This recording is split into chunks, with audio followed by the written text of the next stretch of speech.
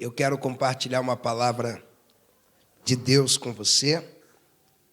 E durante o dia hoje, eu estava meditando. Tem nada mais gostoso do que você meditar na palavra de Deus. Nós vamos ao capítulo 14 do Evangelho de Jesus, escrito por Mateus. Evangelho de Jesus escrito por Mateus, capítulo de número 14.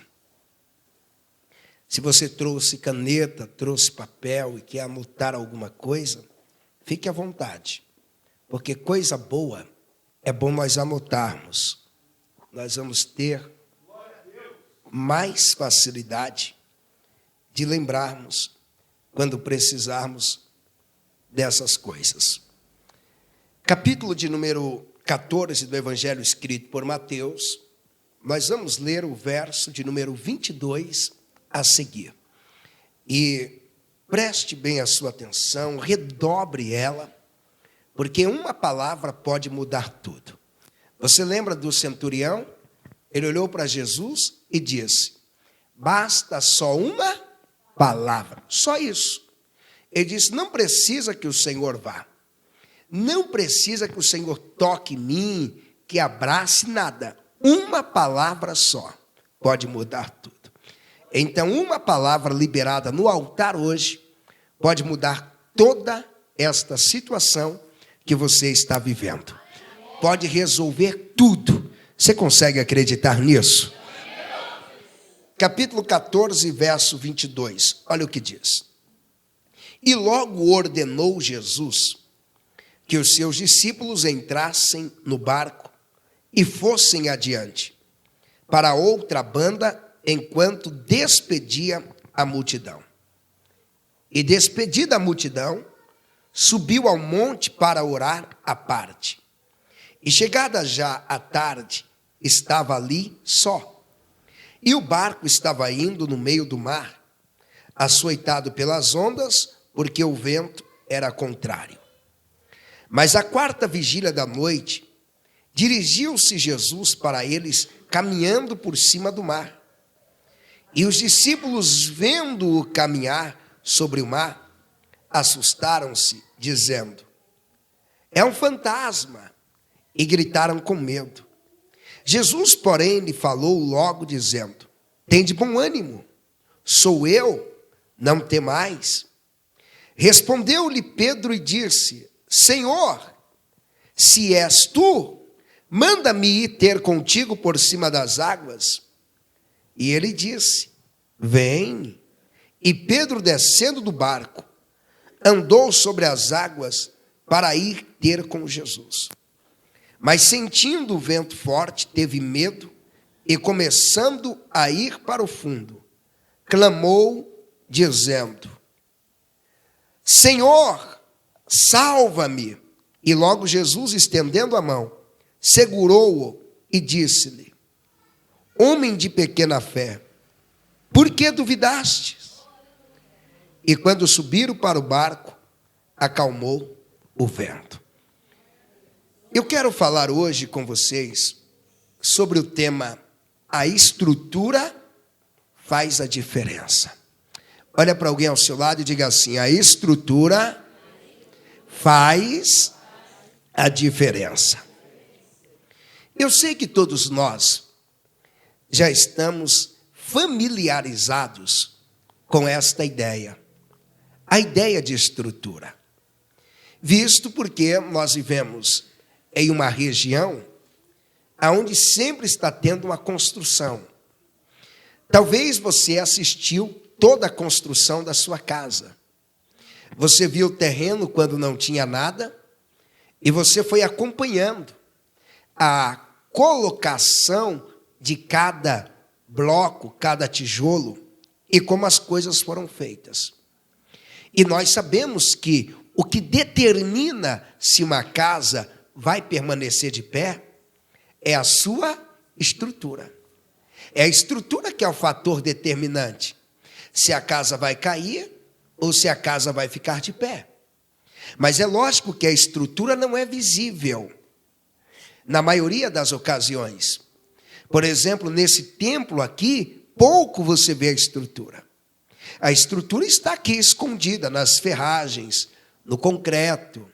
Ela está escondida por debaixo, no alicerce da casa. As sapatas que são feitas, é aí que está a estrutura. E esse edifício, ele só pode ficar de pé se ele tiver uma boa estrutura. A mesma coisa é quando você olha uma árvore. Você olha uma árvore, pode ser um pé de laranja, de abacate, manga. Você só vê os frutos bons ou as folhas e o tronco. Mas a estrutura da árvore, o que é? A raiz que está sustentando ela, você não consegue ver. Você não consegue perceber. Na maioria das vezes, ela acaba ficando escondida. E na vida nós também temos a estrutura. E tudo que vai definir na nossa vida vai depender da nossa estrutura. Porque existem pessoas que quando estão desempregadas continuam crentes normalmente. É por causa do quê? É que Deus para ela é diferente? Não. Está na estrutura. Porque existem pessoas que quando enfrentam uma crise conjugal, o que elas fazem?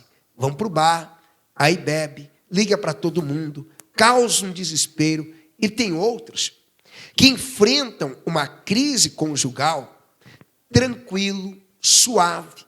E quando alguém diz, como você está enfrentando isso? Essa pessoa diz, sabe como? Eu tenho um Deus em quem eu confio. E eu tenho estrutura. É a estrutura que fortalece. Às vezes você não entende por quê alguém consegue permanecer crente ao longo de 10 anos, 20 anos, 30 anos. Qual é o segredo que faz alguns continuarem e outros retrocederem? O segredo está exatamente na estrutura. Você vai lembrar que Jesus falou uma vez sobre 2 casas. Ele disse que um homem sábio, ele edificou a sua casa na rocha, ou seja, ele procurou estrutura. Ele não foi procurando qual era o terreno mais fácil. Se ele procurasse o mais fácil, ele iria fugir da rocha, porque a rocha é o mais difícil.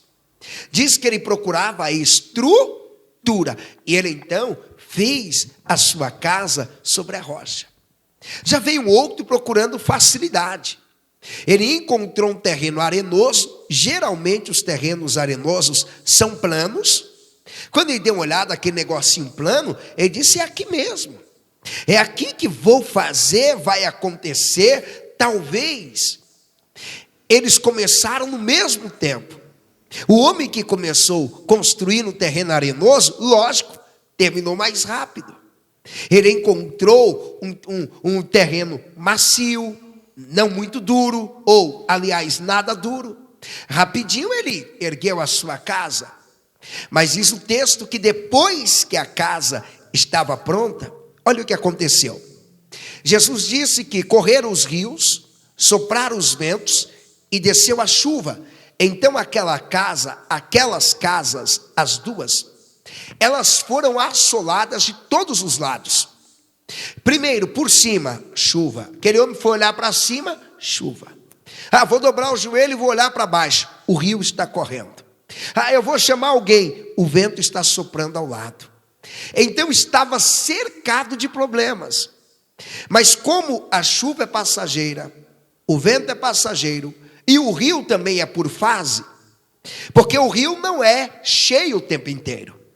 Quando o rio baixou, a chuva passou e o vento acalmou, só uma casa estava de pé. E qual casa que estava de pé? Aquela que estava na rocha, aquela que tinha estrutura. Então a estrutura faz toda a diferença. O que está precisando em você é você mexer na sua estrutura. Porque quem te olha por fora vê que você está bem, mas a sua estrutura é o que não deixa você estar bem.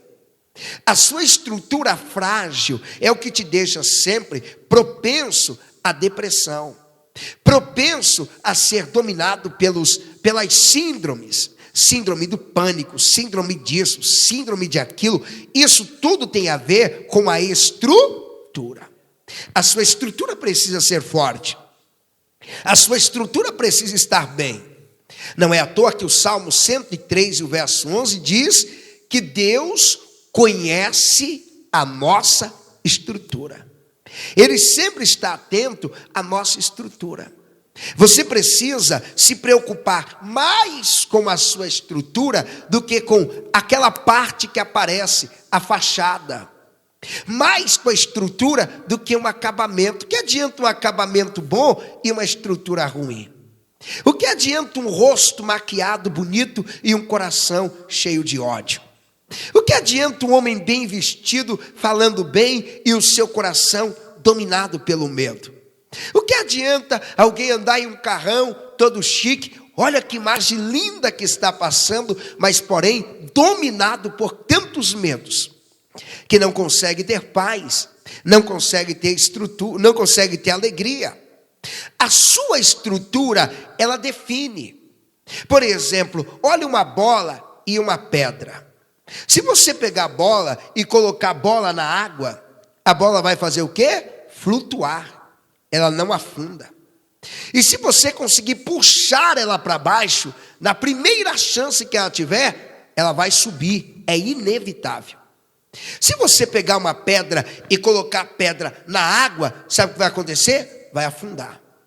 E quanto mais profundidade houver, mais a pedra vai procurar. Pastor, e se eu pegar a pedra e colocar ela em cima de uma boia? Quando ela cair da boia, ela afunda.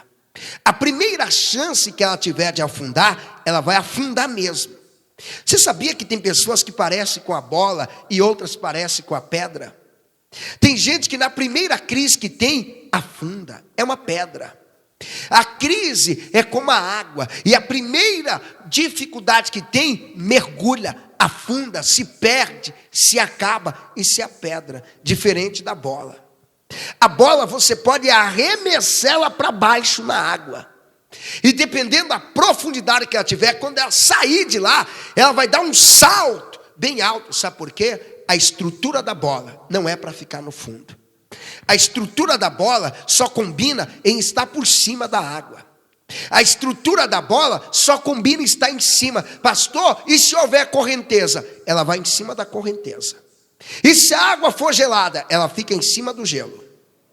E se a água estiver agitada, houver maré e houver ondas, ela fica em cima das ondas. E se a água estiver parada, fica em cima da água parada. Ela não afunda. Agora a pedra, se a água é agitada, ela afunda. Se a água é parada, ela afunda. Se for tempestade, ela afunda, porque vai depender da estrutura. Talvez você está afundando, qualquer crise te faz afundar. Pessoas que são pedra causam um problema tão grande até para os amigos, porque quando ouve dizer que vai estar e vai ficar desempregado, perde toda a estrutura, já entra em pânico, a família fica preocupada. Ai, fulano vai perder o emprego. O Beltrano está tendo uma crise no casamento. Liga para ele não perder a cabeça, para que não vá beber, para que não deixe de ir para a igreja, porque é pedra. Pedra é assim. Na crise, afunda. Mas você vai ter a estrutura como uma bola. Mas não é uma bola murcha, não. Tem gente que tem estrutura de bola, mas uma bola murcha. Você vai ser uma bola cheia. Ei, quando alguém olhar para você, vai ele lá, aquele crente é bola cheia. E aí, está tendo crise no Brasil? Tá. E aí, ele está por cima da crise. Ele não afunda. Olha para alguém assim, levanta o dedo, aponta bem na direção dessa pessoa. Pode apontar no nariz e dizer: nessa crise você não vai afundar, porque a sua estrutura é diferente. Se você crê, dá um glória daquele tamanho que você dá. A sua estrutura faz a diferença. E o texto que nós lemos aqui, ele trata de dois homens no mesmo ambiente, mas um de estrutura e o outro sem estrutura. A Bíblia diz que na ocasião, Jesus havia despedido a multidão. E quando Jesus despede a multidão, ele vai orar. Sabe por quê? Jesus tinha uma vida de oração, de maneira que ele não deixava os amigos atrapalharem a sua vida de oração. Porque tem pessoas que oram, mas quando vai alguém na sua casa, sabe o que faz? Não, hoje eu não vou orar porque eu tenho visita. Não, hoje eu não vou orar porque Jesus não. Jesus deixava a visita, despedia das pessoas. Ele dizia, o principal é orar. Jesus vai orar. Mas na ocasião ele já havia colocado os seus discípulos no barco. E dito, vocês vão de barco. Senhor, e o Senhor vai como? Eu me viro. Deixa. Sabe quando você responde como líder, como um pai, como alguém que é que está comandando a equipe diz, você, não, eu me viro, eu vou dar meu jeito, fica tranquilo. E os discípulos vão saindo, olhando para Jesus, Senhor, eu vou dar o meu jeito. A Bíblia diz que os discípulos entram no barco, e o bonito daqueles discípulos é que eles estavam remando. A noite chegou, e eles continuaram remando. O vento contrário soprou, e eles continuaram remando. Aqui está um segredo. Você não pode parar porque o vento soprou. Não é porque o vento soprou na direção da sua embarcação que você vai deixar de vir para a igreja, que você vai deixar os seus objetivos, abrir mão dos seus sonhos. O vento sopra e eles estão remando. A tempestade vem e eles estão remando. De repente, Jesus vem caminhando por sobre as águas. Imagina, tempestade. Geralmente quando vem tempestade, às vezes aparece lá alguns fenômenos, como raio. A noite fica meio diferente e já suspeita, algum bicho deve vir aí. Uma assombração. Se é no Brasil, vai dizer uma mula sem cabeça, um saci pererê. Lembra da época, a loira do banheiro? Quantos homens aí que estão aqui rindo, que chegou quase a fazer as coisas na roupa para não ir no banheiro da escola. A loira pode estar lá. Só conversas. E diz o texto que quando Jesus vem, eles gritaram. Você já imaginou o que é 12 homens gritando? 12. Eu não estou dizendo de um não, é 12. Socorro! Ai, eu vou morrer. Ai, tá vindo. E agora eu já imagino que o nervosão já pegou logo o remo e disse, se vier eu quebro, meu. Se vier eu quebro no remo. Aí dá um remo para mim. Não, eu que vou quebrar. O Pedro que tinha a espada também. Quando eles estão em meio ao susto, em meio àquela situação, sabe o que diz a Bíblia? Que de repente, Jesus, de longe, diz para ele, sou eu, não temas. Olha o que Jesus diz. No meio dessa tempestade, sabe o que Jesus está dizendo? Não temas. Sabe o que Jesus está dizendo? Eu estou na mesma tempestade que vocês. Eu estou no mesmo mar que vocês. Não temas, eu estou com vocês. Jesus está dizendo, eu estou nessa crise com você, eu estou nessa dificuldade com você, eu estou te ajudando, não temas. Só quem está recebendo isso, dá um glória bem alto, não temas. Se é para aplaudir, vamos fazer, bonito. Jesus então diz para eles, não temas. Aí o Pedro, que gostava de desafio, é legal ver gente que gosta de desafio. Eu mesmo me identifico muito com pessoas que gostam de desafios. Eu me identifico muito com pessoas que sonham. Mas eu estou dizendo pessoas que sonham aquilo que está fácil alcançar. Eu gosto de ver pessoas que sonham com coisas grandes, impossíveis. Eu gosto de ver pessoas que estão aqui no culto e quando alguém diz, vamos abrir uma loja, diz, não pastor, já estou querendo montar um shopping center. Eu diz, o quê? Eu gosto desse tipo de pessoas. Eu gosto de pessoas que quando você está orando e dizendo, nós vamos orar para você conseguir um emprego, me interrompe às vezes, diz, pastor, emprego não, eu vou gerar emprego. Aí você pergunta, e você trabalha no quê? Não, estou desempregado, mas eu creio. Eu gosto de pessoas assim, a fé em alta. Como está a sua fé? E posso contar algo para você que é um adulto, você que é mãe, você que é pai. A coisa mais deprimente que tem para a família é um pai que não tem fé. É uma mãe que não tem fé. Sabe por quê? Contagia todos os filhos. Agora, a coisa nobre é ter um pai cheio de fé. Olha para o filho e diz: vai porque você consegue, vai porque vai dar certo. Que você olha para ele e diz: eu estou com medo de fazer a prova. E ele diz: está com medo por quê? Você esqueceu quem é o seu pai? Você esqueceu quem é o seu Deus? Você esqueceu da inteligência que você tem? Vai para cima, você vai. É disso que eu estou falando. E Jesus, quando ele se manifesta, o Pedro já toma a frente. E o Pedro diz: se é o Senhor, me manda ir ter contigo. Mas não é de barco, não. Não me manda remar até aí, não. Não, eu quero ir andando igual o Senhor está fazendo. Você está achando que Jesus não gostava de desafio? Jesus Vem, Pedro. Vem. Jesus está dizendo: se eu posso, você também pode. Vai depender da sua estrutura. Aí o Pedro salta do barco. Imagina os outros olhando e disse: morreu, numa tempestade dessa, num agito, a casa caiu, já era. O Pedro, vai não. Alguém dizendo: vai não. Tentaram segurar ele. É coisa normal de homem. Se você estivesse lá, ia tentar segurar ou não ia? Lógico. O camarada quer se jogar na água, no meio da tempestade, no escuro, e a gente já sabe, não dá para mergulhar e encontrá-lo se acontecer alguma coisa. Não, o Pedro se solta e vai. Quando ele vai andando, primeiro passo, segundo passo, lá vai ele. Diz o texto que de repente ele olhou para o vento. Ele tirou os olhos de Jesus e olhou para o vento. E quando ele olha para o vento, ele começou a se afundar. Ele começa a afundar, porque ele sente o vento, dá atenção para o vento.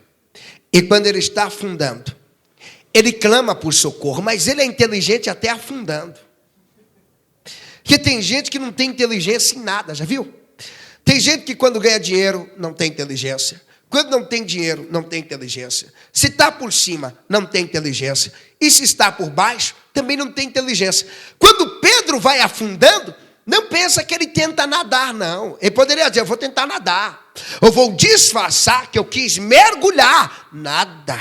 Humildade. Ele gritou: Senhor, salva-me, socorre, eu não quero afundar.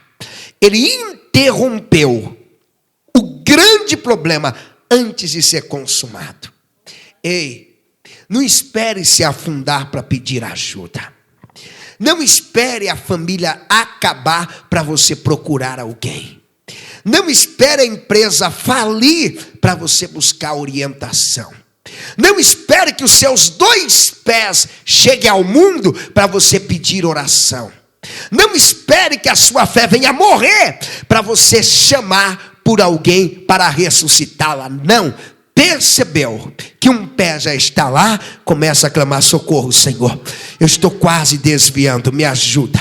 Percebeu que a fé está morrendo? Diz: Senhor, minha fé está começando a dar os suspiros do desespero e da morte. Senhor, me ajuda, socorre. Jesus vai e socorre Pedro. Pega Pedro pela mão, e quando Jesus pega, Jesus olha para ele e diz: por que duvidastes? O segredo de andar por cima da água não é a estrutura física. Jesus fala da outra estrutura que ninguém está vendo. O segredo, Pedro, que fez você afundar é porque faltou fé. Ele não disse faltou roupa bonita. Ele não disse faltou habilidades. Ele não disse faltou estratégia. Faltou fé. Faltou estrutura lá no seu interior. Não é boas ideias que te faltaram. Faltou estrutura. Porque tem pessoas afundando. Está precisando de estrutura. E esta noite, deixa eu liberar uma palavra de Deus para a tua vida. Deus vai mexer na sua estrutura. Eu vou continuar profetizando esta palavra. A sua estrutura vai ser tão forte que se levantar 1000 demônios vai cair ao teu lado. E se vier 10.000 demônios vai cair à tua direita. A sua estrutura vai ser tão forte que ainda que te apedrejarem, você fará como Estevão: olharei para cima, eu vejo os céus abertos. A a sua estrutura vai ser tão forte que você vai servir a Deus incondicionalmente. Quem crê nisso, dá o grito de glória maior dessa noite.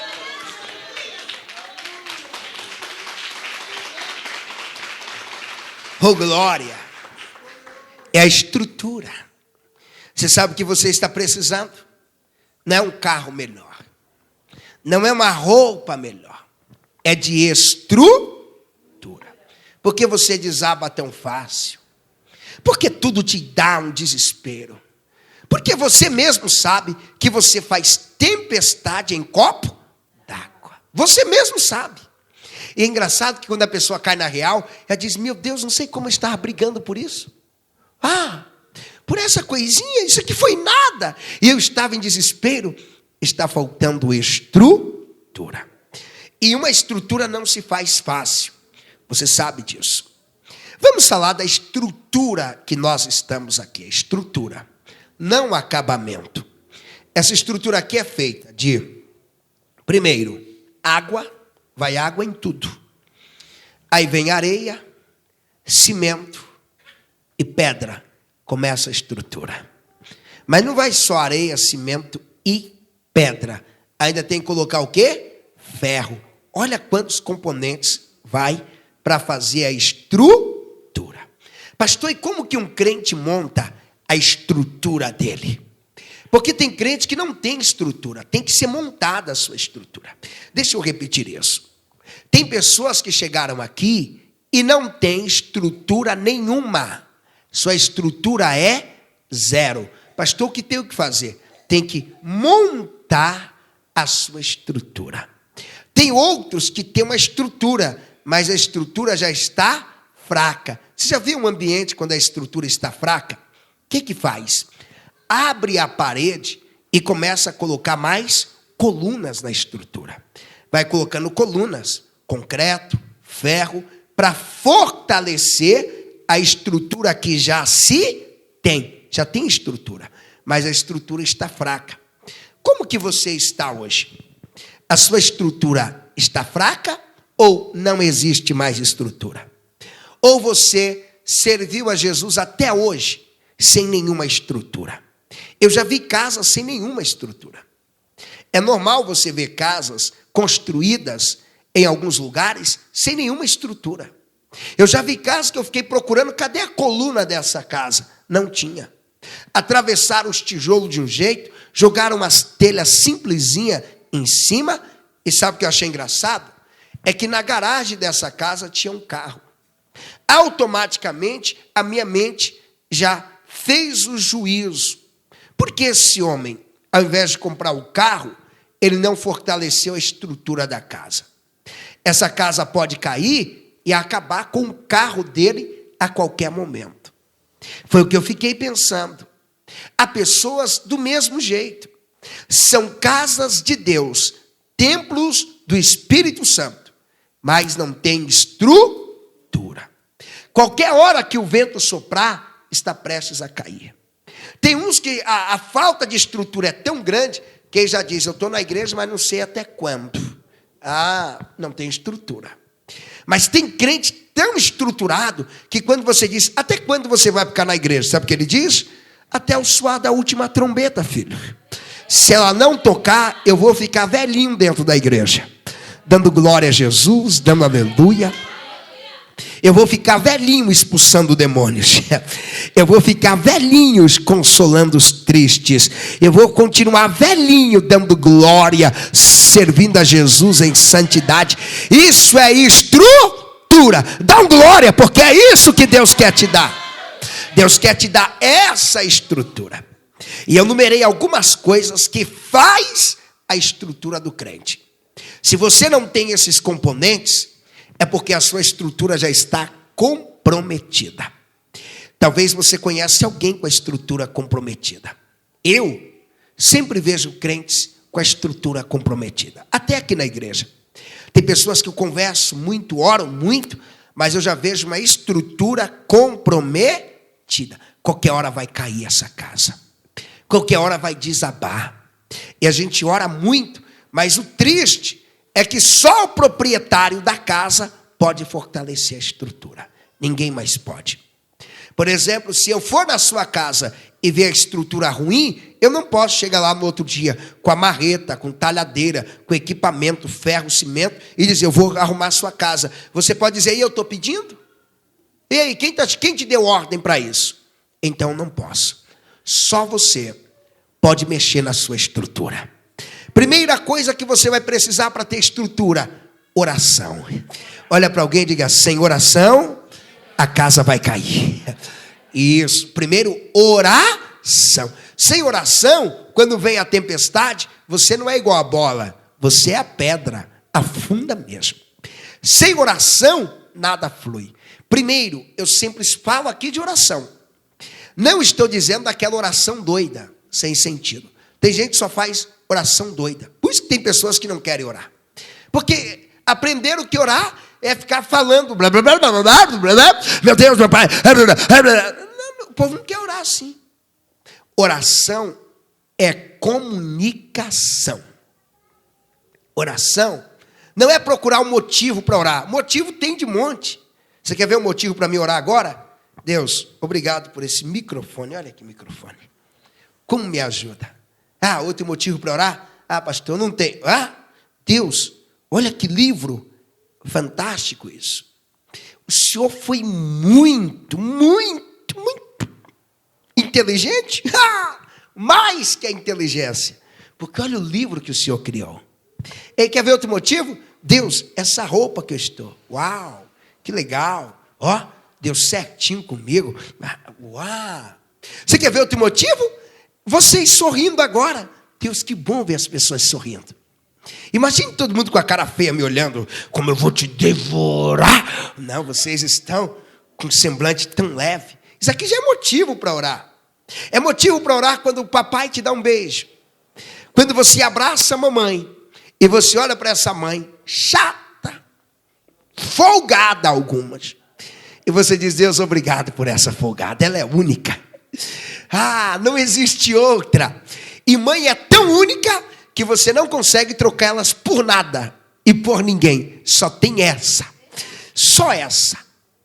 É motivo para você orar. Tem gente que acha que só o diabo vai dar motivo para orar. Só lembra de Deus quando vê alguma coisa de, ai, Satanás, ó Deus, ó o Satanás aí. Até Deus olha para um crente desse e só lembra de mim quando vê o negócio ruim. Por que não lembra de mim quando vai comer um chocolate? Uau!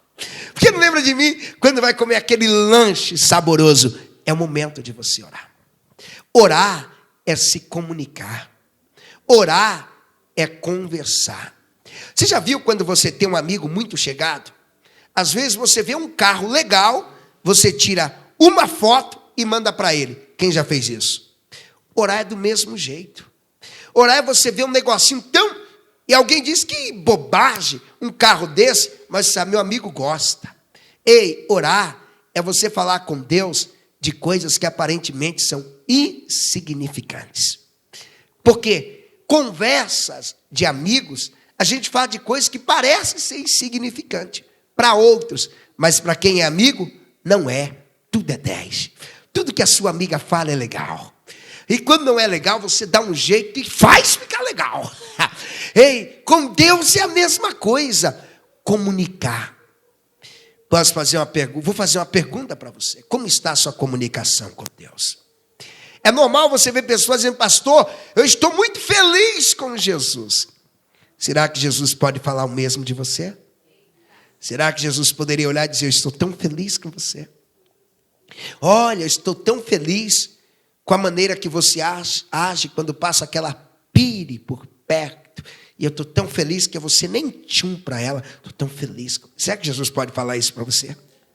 Será que Jesus pode falar para você, mulher? Estou tão feliz com você porque quando passa aquele jomão, você nem tchum. Estou tão feliz com você. Que você está tão satisfeita com o que eu te dei.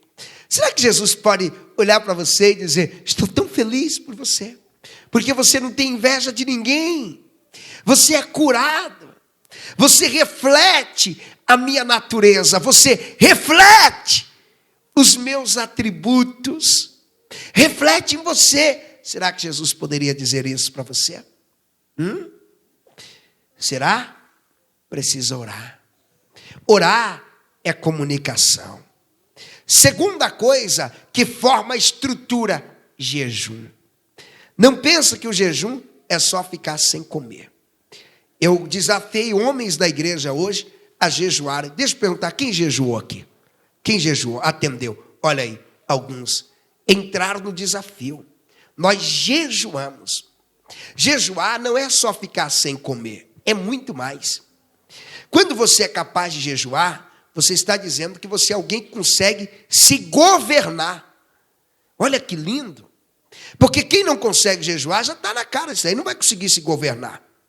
É perigoso, porque não consegue ter controle sobre as coisas. Jejum reflete que o fruto do Espírito está em você. Que fruto? O fruto do Espírito que está no livro de Gálatas. Temperança, tem um domínio próprio. A ansiedade brada para você comer e você não. Às vezes a geladeira te chama e você, não vou. Vou não, posso não, quero ir, mas não. Eu tenho um compromisso. Eu estou num jejum. Olha tanta coisa que o jejum mostra. A sua disciplina, o seu comportamento bom. Então, para fazer uma estrutura inabalável, ou uma estrutura que mesmo que abala não venha cair, tem que ter jejum. Então, já vou desafiar essa semana. Nós já vamos jejuar antes que a semana termine no sábado. Dá tempo de você jejuar. Dá tempo de você fortalecer a sua estrutura, de maneira que você vai permanecer de pé, dando glória. Terceira coisa que vai fortalecer a sua estrutura, leitura bíblica. Pega a sua Bíblia, quem trouxe? Pega a sua Bíblia. Eu gostaria que você levantasse a sua Bíblia assim, ó, e dissesse: Senhor Jesus, obrigado por esta palavra. Ela me alimenta, é ela que me guia e fortalece a minha estrutura. Oh, glória! Você pode dar um glória bem alto? É essa palavra. É essa palavra. Escuta. Quando nós compramos um aparelho, vou dar um exemplo, pode ser um teclado como esse. Junto com o teclado vem o manual de funcionamento. Quando você compra um celular, também vem o manual. Vem ou não vem? Vem. Quem lê o manual até o fim? Quase ninguém lê. É por isso que as pessoas não querem ler a Bíblia, já estão acostumadas a não ler. Pastor, e a Bíblia é o quê? É o seu manual. Quer saber como uma mulher funciona? Leia a Bíblia. Quer saber como o homem funciona? Leia a Bíblia. Quer saber o que dá saúde para um homem? Leia a Bíblia. Quer saber o que faz o homem vencer o diabo? Leia a Bíblia. Quer saber os defeitos que um homem pode ter na juventude? Leia a Bíblia. Quer saber como ele é na maturidade? Leia a Bíblia. Quer saber quando fica velhinho, mais crente? Leia a Bíblia. Você quer saber o que dá vitória para o homem? Leia a Bíblia. Você quer saber o que adoece ele? Leia a Bíblia. Isso daqui é um manual. É um manual. Quer saber como chega ao céu? Leia a Bíblia. O homem pode te ensinar a chegar na lua através da NASA. Agora, chegar no céu não tem acordo. É só com a Bíblia. É só com a Bíblia. Leia a Bíblia. A Bíblia é um manual. E é um manual tão forte. Você sabe quando foi que Deus começou a guiar o homem através de livro? Deus não fazia isso. Deus guiava o seu povo falando. Leia a Bíblia, você vai ver que até Moisés, Deus guiava falando. Deus descia e falava: Moisés, você vai seguir nessa direção. Moisés, você vai para cá, você vai para lá. Chegou a hora que Deus decidiu o seguinte. Deus decidiu que iria falar com o homem através de um livro. Pastor, e Deus fez? Fez. Com quem? Josué. Quando Deus levantou Josué, Deus parou de vir descer e falar tudo para o homem. Pastor, isso ficou pior? Nada, ficou melhor. Porque começou a incentivar o homem a ler. Deus olhou para Josué e disse: não aparte da tua boca o livro desta lei. Medita nele de dia e de noite. É Ele que vai fazer você prosperar. Sabe que livro era esse? Só um pedacinho da Bíblia que tinha na época. Se aquele pedacinho ia fazer Josué prosperar, imagina tendo o livro completo como temos hoje. Se eu fosse você, eu dava um glória maior que esse. A palavra de Deus vai te dar estrutura. Quando eu falo a palavra de Deus, eu não estou dizendo um pedacinho de palavra. Eu não estou dizendo daquela caixinha de promessa dos preguiçosos. Tira uma palavra aí para mim. Ai, que bom. Está com a vida toda torta, bagunçada, mas ali só tem Salmo 23, 121, Isaías 43 e 13. Aí só tem coisa boa. Agora, pega a palavra inteira que te confronta, que te molda. Ei, tem dias que a palavra bate em mim e eu grito, ai, mas é a palavra. Dói, mas é a palavra. Essa palavra dá estrutura. Crente que só vai atrás de revelação, não tem estrutura. Crente que tudo que acontece, eu vou ligar para fulano orar por mim, Beltrano orar por mim. Crente que só vive de igreja em igreja, campanha em campanha, não tem estrutura. Pastor, quem tem estrutura é o que lê a palavra. Por isso Apocalipse diz, bem-aventurado aqueles que leem e ouvem as palavras dessa profecia. Pastor, o que mais precisa para ter uma estrutura boa? Primeiro, oração. Segundo, jejum. Terceiro, leitura bíblica. Quarto, meditação. Pastor, o que é meditar? Sussurrar a Bíblia. Quem aqui tem o costume de cantar sozinho, às vezes durante o dia? Quem tem? E quem não canta que só fica assim... Ninguém entende, mas diz que está cantando. Quem faz essas coisas? Eu faço mesmo. Eu prego sozinho, não tem crise não. Pastor, o que é meditar? Meditar é isso. É você sussurrar, falar baixinho as escrituras. Meditar é você, Senhor, o meu pastor, nada me faltará. O Senhor é o meu pastor, bem baixinho. Meditar é isso. É você pegar lá o Salmo 121.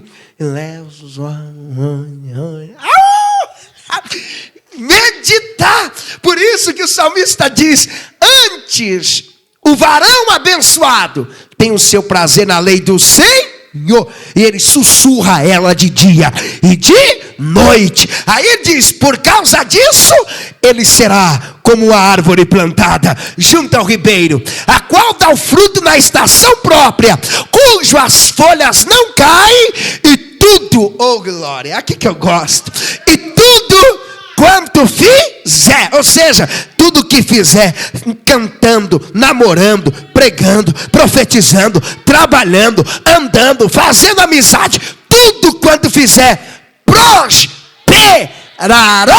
Quem pode dar o grito bem alto?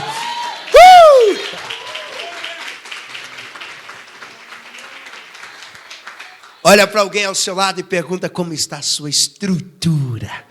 Como está? Pergunta, tem meditação aí? Tem. A sua estrutura está cheia de funk. Uau! E desce, sobe. Está cheia de rap.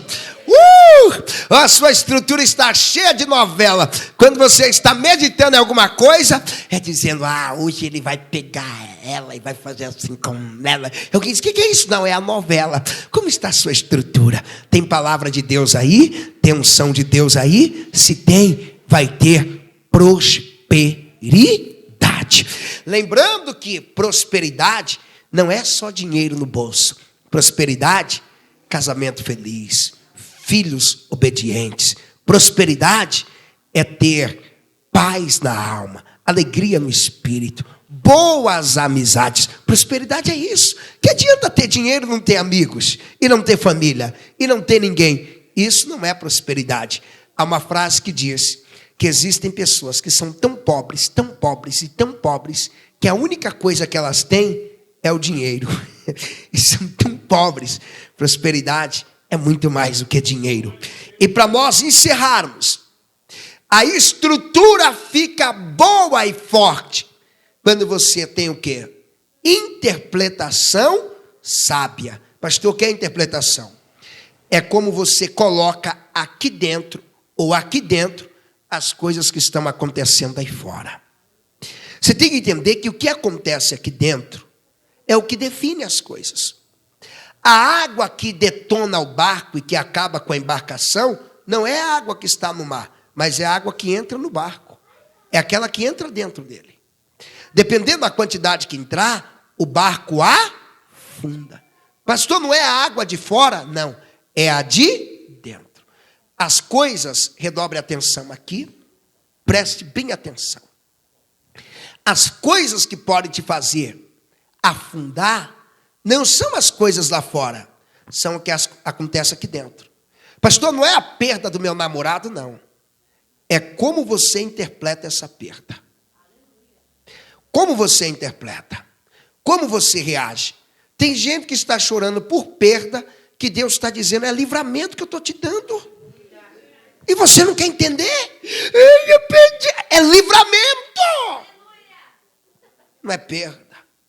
Tem gente que está achando que está perdendo e não está perdendo. É Deus dizendo, eu estou tirando. Porque isso te atrapalha. Isso está te impedindo. Como você vai interpretar? Tudo na vida. Existe uma famosa regra, chamada regra 10/90. Vamos repetir, regra o quê? 10/90. Vamos repetir de novo, regra o quê? 10/90. Essa regra diz que o problema sempre é 10%. Pastor, e 90%? É como reagimos. Pastor, eu fiquei desempregado, isso é 10%. Pastor, e 90%? O que eu vou fazer desempregado? E aí, eu vou ficar em casa, revoltada, culpando o chefe, ou revoltado, culpando alguém, culpando o governo, culpando a crise? Ou eu vou aproveitar que fui mandado embora do emprego, recebi um pouquinho mais de dinheiro, e vou fazer mais um curso. E vou pegar esse dinheiro, e vou estudar mais um pouquinho, e me preparar mais para o mercado de trabalho. Ah, pastor, a namorada foi embora. E aí? Ela foi embora, você vai fazer o quê? Entrar em pânico? Vai morrer?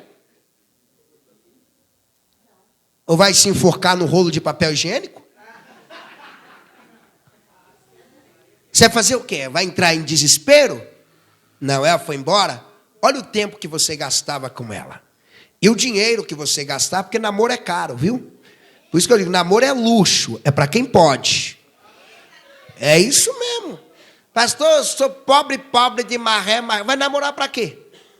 Não tem condições de tomar um picolé, tomar um açaí. Pastor, eu não vou namorar, fazer o quê? Vai estudar, filha. Vai estudar, filho.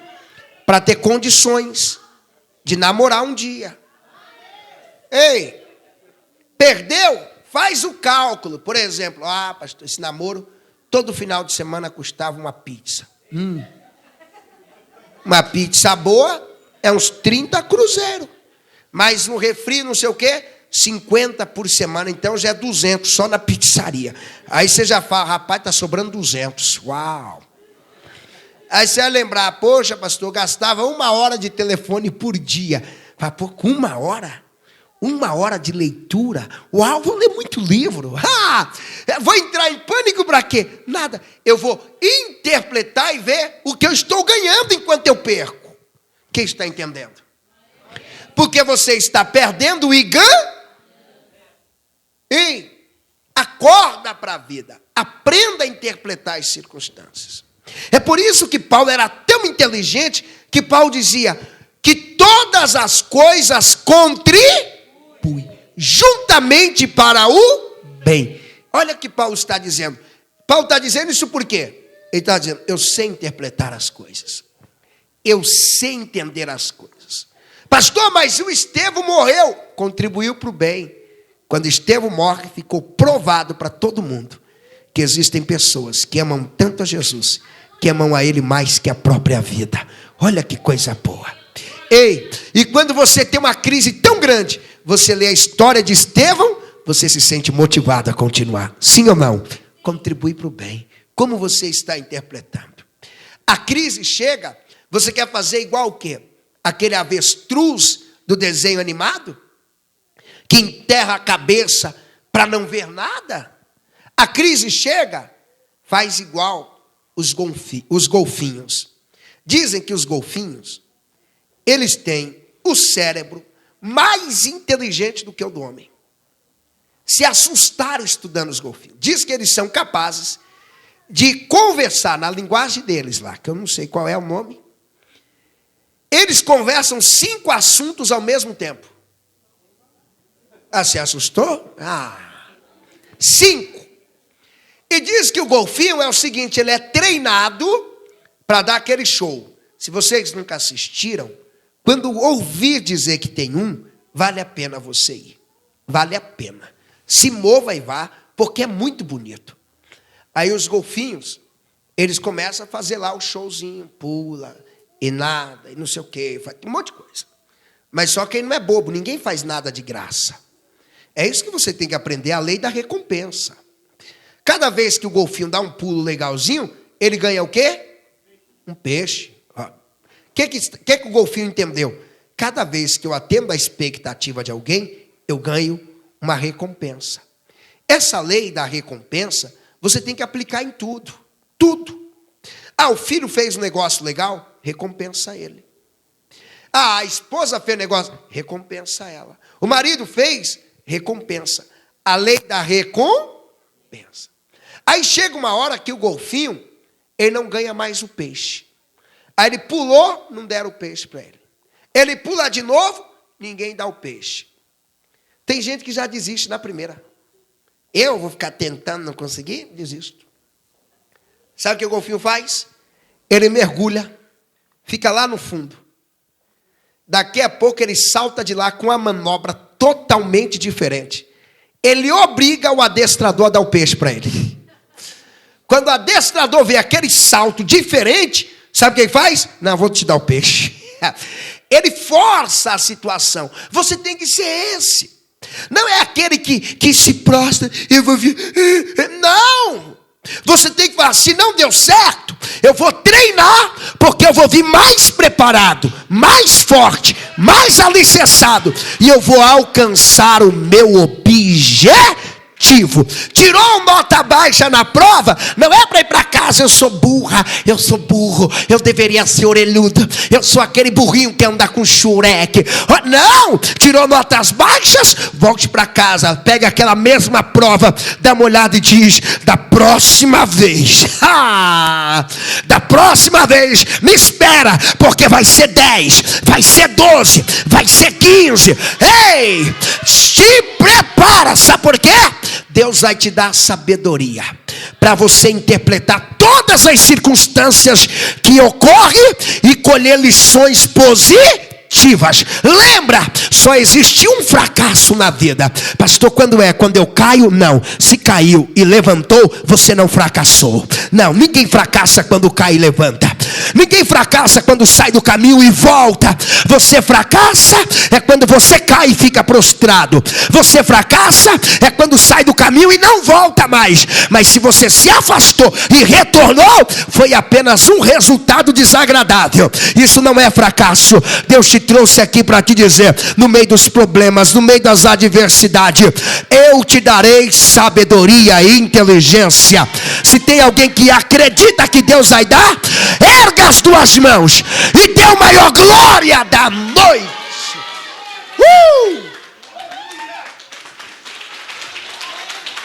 Oh, glória! Eu quero que você fique de pé.